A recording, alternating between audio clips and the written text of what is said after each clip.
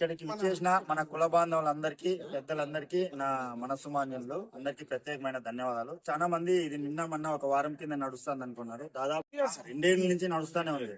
నేను ఒక 2-3 అడిగినాను, ఏమన్నా మీ ఊర్లో సమస్య అంటేనే నా దృష్టికి అంటే తెలిస్తే ఉడత భక్తిగా ఏదో ఒకటి చేస్తామంటే లేదు, ఆల్రెడీ నడుస్తుంది, మేము ఆల్రెడీ ప్రాసెస్ లోనే ఉన్నాం అనేసి అన్నారు. సరే, నాకు తెలిసిన వెంటనే మనం చేయాల్సింది ఏముంది, దీని విషయంగా పోరాడాల్సింది అందరినీ ఒక యూనిట్కి తీసుకురావాలనేసి కృష్ణదేవరాయల విగ్రహ ప్రతిష్టే మా లక్ష్యం. గొట్లూరు అనేసి ఒక గ్రూప్ క్రియేట్ చేసినాం. దాని నుంచి ప్రతి ఒక్కరిని ప్రతిరోజు మాట్లాడుతూ వస్తున్నాం. అప్పటి నుంచి ఇంకా మిగతా విషయాలన్నీ తెలిసిండేది.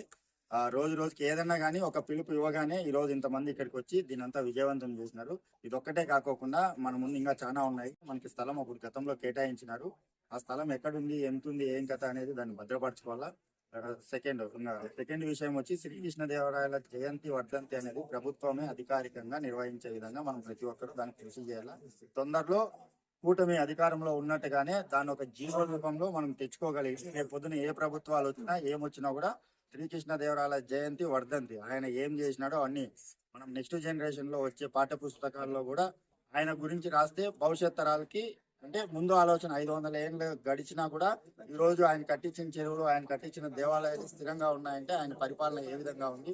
ఆయన ఒక రాజు యుద్ధానికి పోయినప్పుడు యుద్ధం చేసేటప్పుడు సైనికులు అనుకుంటారంట, మా రాజు ఆయన ప్రాణాలకు తెగించి యుద్ధం చేస్తాంటే మేము ఆప్రా సైనికులము, మేము యుద్ధం చేయలేకున్నాం, మా రాజే ప్రాణంగా పెట్టి యుద్ధం చేస్తాంటే మేముగా వెనక ఎక్కడో సంకోచిస్తున్నామని ఆ యుద్ధంలో ఒక కసిగా శత్రువు మీద పడితే ఆ యుద్ధాల్లో జయించగలిగినాడు. అంటే ఆయన స్ఫూర్తి, ఒక రాజు అయినా కూడా ఆయన ముందర నిలబడి చేసే పరిపాలనా దక్షత ఆ విధంగా ఉంది. ఇంకా మూడో విషయం, చాలా మంది ఈ మన ఏ పర్మిషన్లు ఎవరికి రానివి కృష్ణదేవరాయల విగ్రహం పెట్టాలంటేనే వస్తుంది.